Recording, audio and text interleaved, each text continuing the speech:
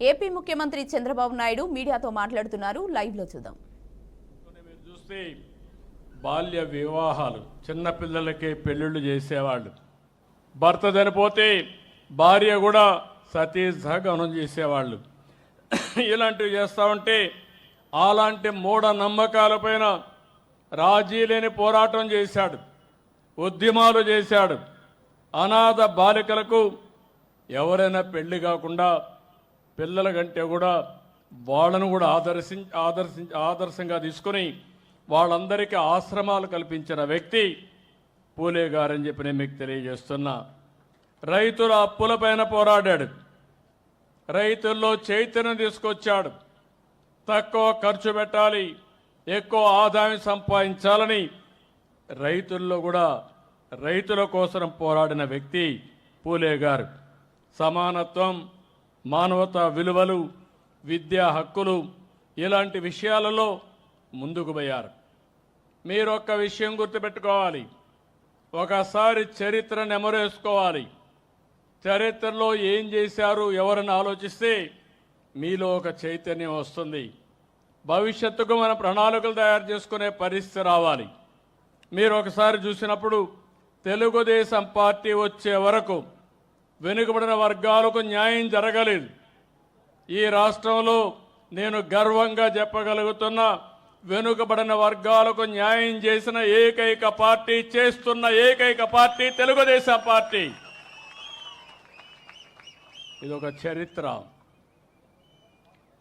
అందరికీ అన్ని విధాల సహకరించే రోజుల్లో వెనుకబడిన వర్గాలు పూర్తిగా నష్టపోయారని, వీళ్లకు గుర్తింపు లేదని గుర్తించిన వ్యక్తి నందమూరి తారక రామారావు గారని చెప్పి నేను మీకు తెలియజేస్తున్నా.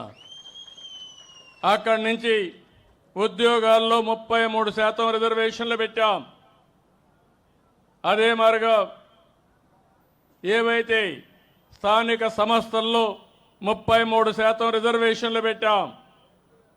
ప్రత్యేకమైన కార్యక్రమాలకు బీసీలు తీసుకొచ్చాం. ఇలాంటి కార్యక్రమాలు మీరు చూస్తే అనేక కార్యక్రమాలు తీసుకొచ్చి ఇప్పుడు కూడా నేను చెప్తున్నా, తెలుగుదేశం పార్టీకి వెన్నెముక వెనుకబడిన వర్గాలు, అలాంటి వెన్నెముక అయినటువంటి వెనుకబడిన వర్గాల్ని పూర్తిగా ఆదరించే బాధ్యత తెలుగుదేశం ప్రభుత్వానిది, పార్టీది. ఈరోజు ఎన్డీఏలో ఉన్న మిత్రపక్షాలు ముగ్గురం కూడా, నేను కానీ మా మిత్రుడు జనసేన అధినేత పవన్ కళ్యాణ్ కానీ, బీజేపీ దేశ ప్రధాని నరేంద్ర మోడీ గారు కానీ, మేమందరం కూడా వెనుకబడిన వర్గాల కోసం పనిచేస్తున్నాం. న్యాయం చేసే పార్టీ ఎన్డీఏ అని చెప్పి కూడా నేను మీకు తెలియజేస్తున్నా. 1988లో నాయి బ్రాహ్మణ్ ఫెడరేషన్ పెట్టాం. 2016లో ఎంబీసీ ఫెడరేషన్ పెట్టాం. ఈరోజు దగ్గర దగ్గర 140 వర్గాలు ఉన్నారు, 140 కులాలు ఉన్నాయి. వీళ్ళందరి కోసం 50-55 కార్పొరేషన్లు పెట్టిన పార్టీ తెలుగుదేశం పార్టీ అని చెప్పి కూడా నేను మీకు తెలియజేస్తున్నాను. ఇలాంటి కార్యక్రమాలు చేసి మీరు ఎక్కడన్నా సమావేశాలు కావాలంటే దానికి కూడా మీ అందరి కోసం జిల్లాల వారీగా బీసీ భవన్లకు శ్రీకారం చుట్టాం. ప్రత్యేక ప్రణాళిక కూడా తీసుకొచ్చిన పార్టీ తెలుగుదేశం పార్టీ అని చెప్పి కూడా నేను మీకు తెలియజేస్తున్నా. ఇంకో పక్కన మీరు చూస్తే మొట్టమొదటిసారిగా 2000 ఎన్టీ రామారావు గారు ఉన్నప్పుడు వెనుకబడిన వర్గాలకు రెసిడెన్షియల్ స్కూల్స్ తీసుకొచ్చారు. ఇంకో పక్కన 2019లో నేను ముఖ్యమంత్రి అయిన తర్వాత 65 రెసిడెన్షియల్ పాఠశాలలు ఏర్పాటు చేశాం.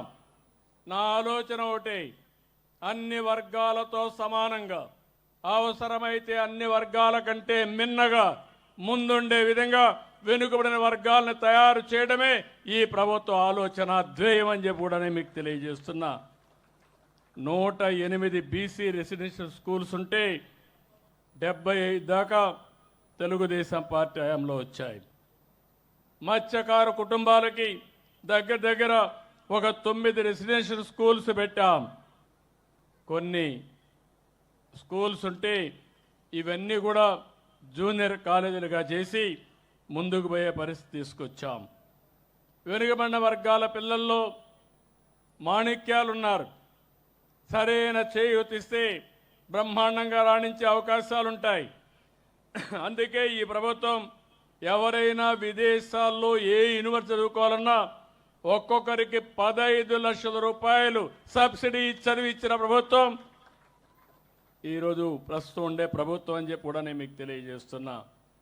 సివిల్స్ కానీ రాష్ట్ర స్థాయిలో ఉండే గ్రూప్ 1కి కానీ ట్రైనింగ్ ఇవ్వడానికి కూడా ప్రత్యేకమైన శ్రద్ధ పెట్టాం.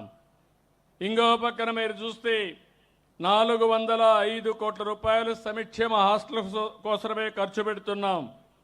ఇంకో పక్క 76 కోట్లు పెండింగ్ ఉంటే నేను ఒకటే మంత్రి గారు చెప్పాను, ఎవరైనా సరే కొంత వెయిట్ చేస్తాం కానీ ఈ ప్రభుత్వానికి మొదటి ప్రాధాన్యత వెనుకబడిన వర్గాల సంక్షేమం. దీంట్లో ఏమాత్రం కూడా నిర్లక్ష్యం లేకుండా పనిచేస్తామని హామీ ఇచ్చాను. ఇంకో పక్క మీరు చూస్తే ఆంధ్రప్రదేశ్ మొత్తం తెలుగు రాష్ట్రాల్లో బీసీ స్టడీ సర్కిల్స్ పెట్టాం. సివిల్ సర్వీస్ కోసం కోచింగ్ సెంటర్లు పెట్టాం. ఇలాంటి మీరు చూసినప్పుడు అమరావతిలో కూడా పర్మనెంట్గా సివిల్ సర్వీస్ కోచింగ్ సెంటర్ ఏర్పాటు చేస్తున్నాం. దానికి కూడా 500 మందికి ఒక్కొక్క బ్యాచ్లో ట్రైనింగ్ ఇచ్చే ఏర్పాట్లు చేస్తున్నాం. రేపు డిఎస్సి వస్తుంది. డిఎస్సిలో ఎక్కువ మంది బీసీలు పాస్ కావడానికి ప్రత్యేకంగా 5720 మందికి శిక్షణా కార్యక్రమాలు పెట్టి వారికి ఎక్కువ ఉద్యోగ అవకాశాలు కల్పిస్తాం.